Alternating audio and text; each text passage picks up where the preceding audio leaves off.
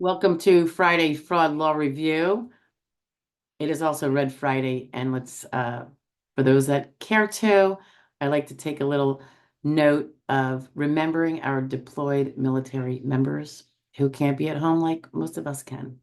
So if anyone wants to share that moment with me, please do, and enjoy the video. Bye-bye now.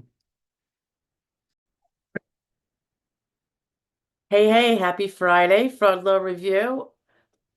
This one that I picked from the Office of Inspector General. Um, it's an Army veteran who did bad, and I'm bringing it out not because I um, feel good about it, but the main reason why is because I know there's a lot of people get upset that the SSA doesn't embrace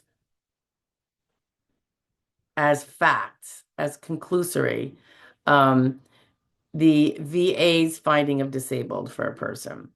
They have to consider all the evidence that led to that VA finding, but they don't have to make the same finding because, amongst other reasons, the definition of disabled is very different. And in fact, it's a much more stringent definition under SSA, I would say, than under the VA. There's just different things they're looking at. Okay. All right. So that's why when you hear this, maybe you'll understand. It looks like this Army veteran, I'm going to say his name because he did a big bad thing and he's been sentenced, so I know he no longer enjoys the presumption of innocence until proven guilty. Kevin Paul McMahons, I think is how you say that. This is a Florida case in the Northern District of Florida. His town was Milton, apparently.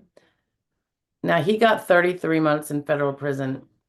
Um, So what it says he did was the court documents reflect that for nearly 14 years. So this is a really long standing ongoing crime, repeated, and repeated every month for 14 years. That's a lot of bad acts.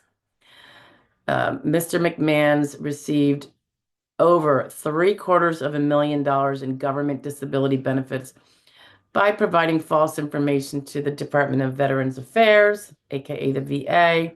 He also submitted fraudulent documentation and made false statements to medical professionals, and in his applications claiming that post-traumatic stress was affecting his life to the extent he was unable to work, do normal daily activities, or care for himself, knowing that was not true. In addition, he also falsely claimed he was awarded a Purple Heart as proof of his service-connected injuries. As a result of his fraud, this not so nice McMahon's also qualified and received Social Security disability benefits and Medicare coverage to which he would not otherwise have been entitled. So the VA made a mistake based on his fraud, right? They believed XYZ, but the SSA, and I'm not saying the SSA didn't look closely and do the proper review while not automatically embracing the VA decision, which obviously was a wrong one.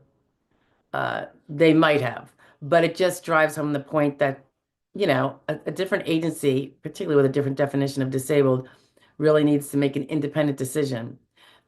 For sure, should look at all the evidence that was available to the VA because it's medical evidence, no matter what it's available to, whether it was an LTD policy or any other kind of disability program, you want that all to be known so that they can have the most robust information that shows disability.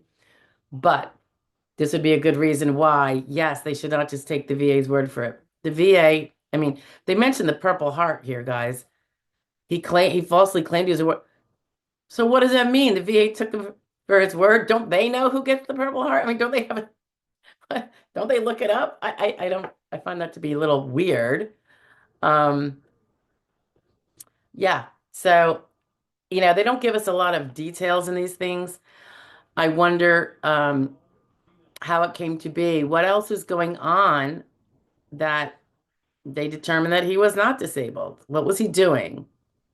Um, was he working and making other income while he was scamming the funds from us, from those of us collecting retirement or on disability or will one day, who are still working and paying in so that our current disabled and retired can have the benefits that they have paid for and deserve. I don't know. Um, I hate when I mean, I'm a super major veteran fan and our, deployeds as well, of course. And but, got to report it when it's here, right? Or else that would be a little bit um I don't know, incorrect, I think, non-transparent. So I'm sorry he did this. He's not that old. He's only 44 years old. So he's going to be spending 33 months in federal prison. And it's always so funny. 33 months for pleading to one count of theft of government money and two counts of making false statements to a federal agency. Every month he took, but they say 14 years? Every month he took, to me, is a separate stealing.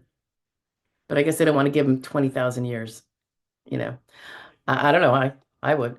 Um, but apparently, if you do it once, you do it 500 times. So if you're going to do it once, maybe you should go ahead and do it 500 times. Is that the lesson we're supposed to learn? I don't know.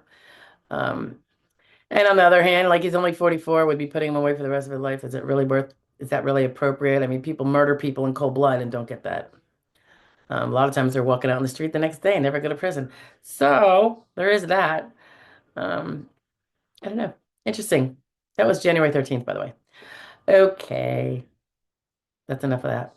Have a great weekend, guys. I'll talk to you later. Bye.